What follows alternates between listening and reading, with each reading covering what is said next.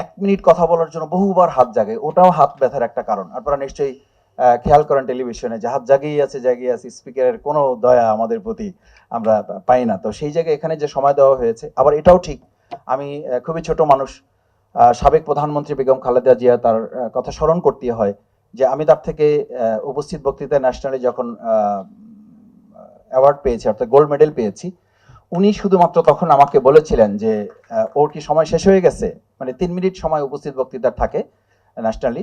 তো 3 মিনিট সময় যখন শেষ হয়ে গেছে, উনি আমাকে বলছিলেন যে ওর কি সময় শেষ হয়ে গেছে, বলছে যে হ্যাঁ প্রাইম মিনিস্টার, উনি তখন প্রাইম মিনিস্টার, তো বলে যে হ্যাঁ ওনার তো সময় শেষ হয়ে গেছে, বলছে ওকে সময় দাও, ওর সময় থামানোর দরকার নেই, ওকে আরো টাইম বৃদ্ধি করে দাও।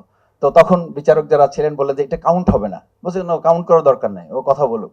তো আজকে আমি মনে করি যে আমাকে স্লিপ দেওয়ার সুযোগ আছে, কিন্তু প্রাইম মিনিস্টার সাবেক প্রধানমন্ত্রী খালেদা জিয়া বেঁচে থাকলে হয়তো আমাকে স্লিপ না দিয়ে হয়তো স্নেহ করতেন।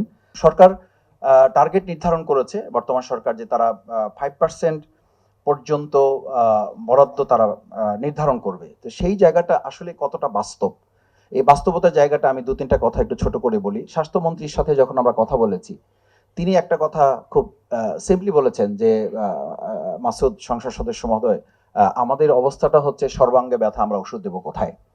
আপনারা নিশ্চয়ই সংসদে কথা বলতে শুনেছেন সকল সরকার এবং বিরোধী দল এবং স্বতন্ত্র, যে নাই নাই এবং নাই, মানে 3 নাইয়ের উপর আমরা এখন আছি। আমাদের অন্তর্বর্তী সরকার 3 zeros এর কথা বলেছিল, আর আমরা বর্তমান সরকার এবং বিরোধী দল 3 নাইয়ের উপরে আছি, আমাদের নাইয়ের উপরে আছে।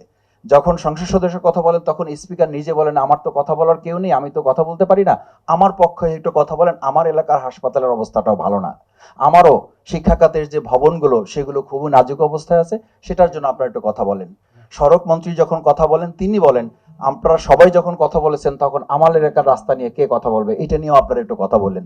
তার অর্থ হচ্ছে সামগ্রিকভাবে যে আমরা একটা সংকটের মধ্যে আছি, এই সংকটের বাস্তবতায় এই যে আমরা সরকারের প্রতিশ্রুতি দেখেছি, তারা নির্বাচনী ইশতেহারে যে কথাটা বলেছেন, এইটাকে অন্তত এই বছরের বাস্তবতায় যদি 3% যদি করা যায়, তাহলে আমি মনে করি পর্যায়ক্রমে 2030-এর মধ্যে এটা 5 অথবা 6 যদি আমরা উন্নীত করতে পারি, তাহলে ইন্টারন্যাশনাল স্ট্যান্ডার্ড যেটা আছে 4 পর্যন্ত, সেই জায়গাটা আমাদের পৌঁছার একটা সুযোগ আমরা তৈরি করতে পারবো।